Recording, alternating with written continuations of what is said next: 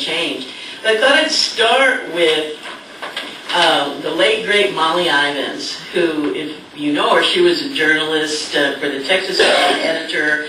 She wrote for the Fort Worth Star-Telegram for years and years, then the Texas Observer, and then she became worldwide. She was an activist journalist, and in the best ways. And in fact, what I'm going to do is read some bits from a clarion call by Maya Angelou, which was written for the Washington Post as an obituary for Molly Ivins when she died way too young of cancer.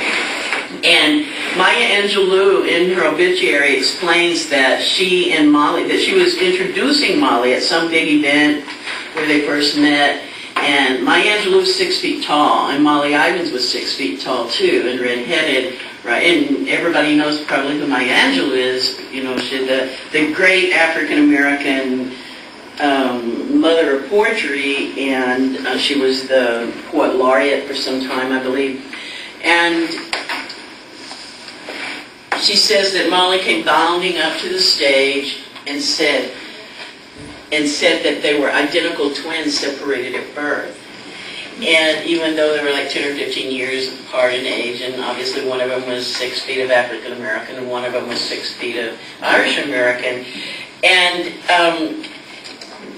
Maya Angelou invokes Joshua blowing his horn, the clarion call for change, for well, I mean, in that particular instance with Jericho, it was for, you know, probably bringing down the walls. Bringing down the walls or burning down the walls, right. It was to bring down the walls, and we won't talk about it being a military attack, but Maya begins with 4 lines, you know, and this is all about Molly. Up to the walls of Jericho she marched with a spear in her hand. Go blow them.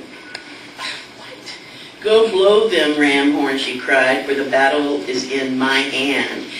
And Maya says the reason why they were sisters, but that they had shared the struggle and the efforts made to extend human rights to all people in our country.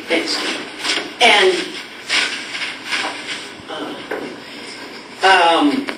specifically, Maya mentions that just weeks before Molly died, she launched what she called an old-fashioned newspaper crusade against President Bush's announcement that he was going to send more troops to Iraq.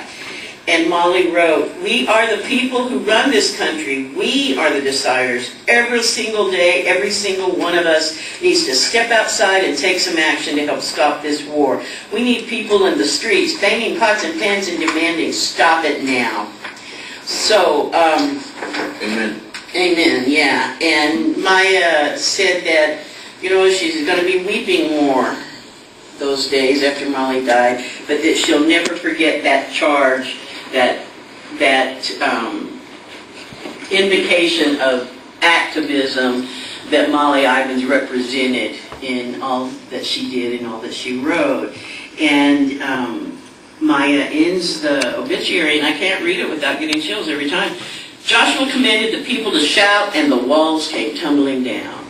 Molly, I am shouting with 2 voices, walls come down, walls come down, walls come down. And I thought that was a good way to start today's workshop. Thanks, Anne. And I did put a lot of thought into this workshop. If you've been in my workshops before, thanks, you know that normally I sort of improvise my workshops. I just pull them. Really? You pull it off so well. Thank you, Gene. These sarcastic. I'll just pull books off the shelf the night before and open them randomly and find things that go with whatever title I made up, you know, 2 or 3 months earlier. She does it the night before. Hell, that's cheating. Same morning. Yeah, well, I have done it same morning before too, but in any event, this time I actually tried to prepare for this workshop. And interestingly enough, the difficulty that I had was narrowing down what I wanted to share as inspiration here and making sure that we still had time to write and read aloud, which is the radical, I suppose you can say, difference of Tumbleword's project from other writing groups. We give word on the spot. We write and we read aloud. And those actions are so strong that in and of themselves they affect change. They change the way you write. They change the way you listen. And as I've said before, from the beginning, when I first began the Tumbleword's workshops in 1995 at Concilio Campesino in San Miguel, New Mexico, I said the very act of giving voice is intrinsically a political act. And I think that that is true, and later on one of us will be reading a poem from Cantos al Sexto Sol by a woman. I'm not familiar with her writing, but she's very much talking about the silencing of the storytellers, the silencing of entire segments of our population of the world. And I thought that today we begin with, I basically divided it up into 3 main sections, plus Connie Twain, cool. A conclusion by Gene Keller. We're going to conclude today with Gene Keller exhorting. Oh, no, okay. I wasn't able to print them out, so I've written the first and 7th section. Okay, cool. You want to do it at first or at the end? Now? Okay, that's cool. Well, okay. Well, we're going to begin and end with Gene Keller. He's going to exhort us to greater things. And he's going to read now 2 sections of a longer poem that he wrote specifically for this day.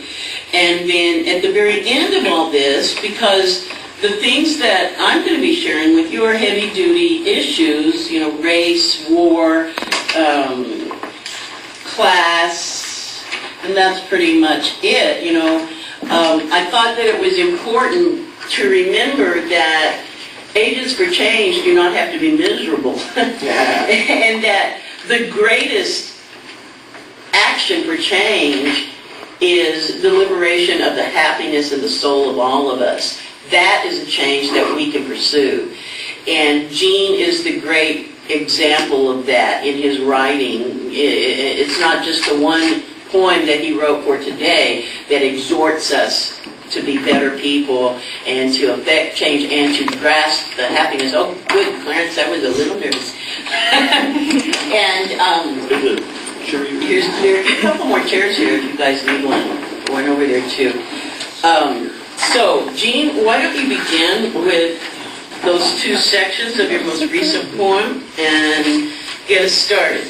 I started out on Sunday last week. I wrote a poem called 100,000 Poets for Change. And then the next night I said that, well, I was out in my man cave thinking about it, and I have more to say. And so every day this week I've written another section, each of them 18 lines long.